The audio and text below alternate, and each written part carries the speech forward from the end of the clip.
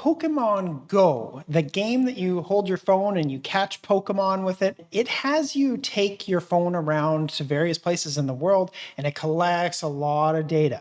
And that data is being used to train AIs now. And all they do within the game is they say, okay, let's record a video, and then you get this item in the game, some ethereal item that has no real world value.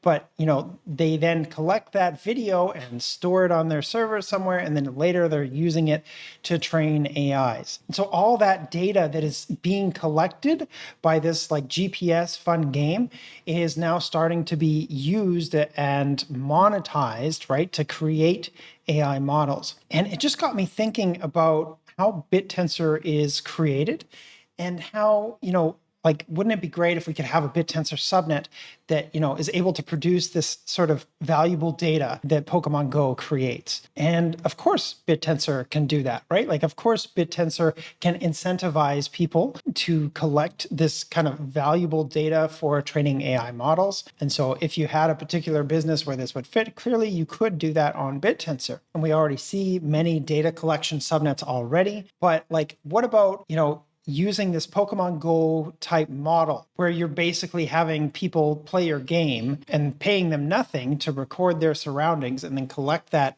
recording and then use it to train AI afterwards? Well, I got to thinking that Niantic, the creators of Pokemon Go, they could be a miner on a Bittensor subnet that produces that commodity, that training data that is being recorded by players of the Pokemon Go game. Because all it is just take a video of your surroundings in this part, and then they just get a whole bunch of those videos and then use those videos to train AI. Well, the company behind Pokemon Go, you could have a Bittensor subnet whose job is to basically collect this sort of data from miners. And then one of those miners could be Pokemon Go, the game, right? Who has distributed the collection of this sort of AI training data to millions of people who are playing the game, and would feed that into the subnet and then allow the subnet to sell that digital commodity, that AI training data, those videos, allow the subnet to do the selling of that. And that would be just like one miner on this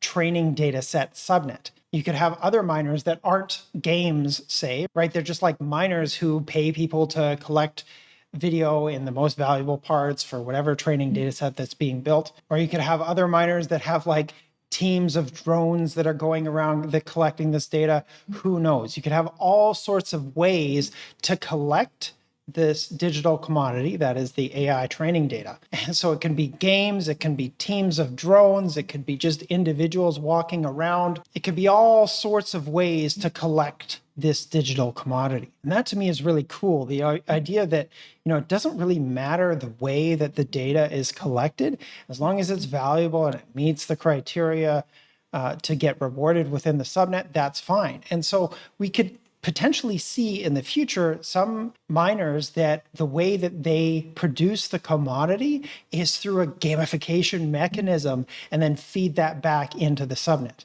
And that to me is a really cool part of Bittensor, is just the creativity to solve whatever problem, whatever commodity is being produced on the subnet.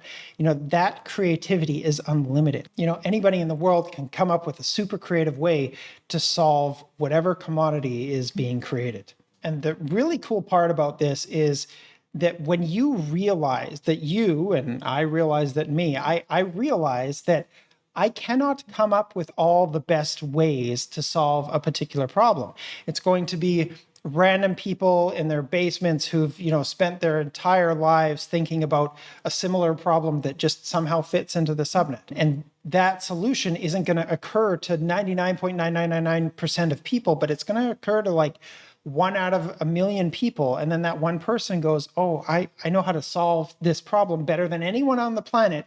And I can go and solve that problem within Bittensor and get rewarded for it. So Bittensor has this way of, coming up with the best solutions in the world to problems. And those solutions are not going to be clear to you and me.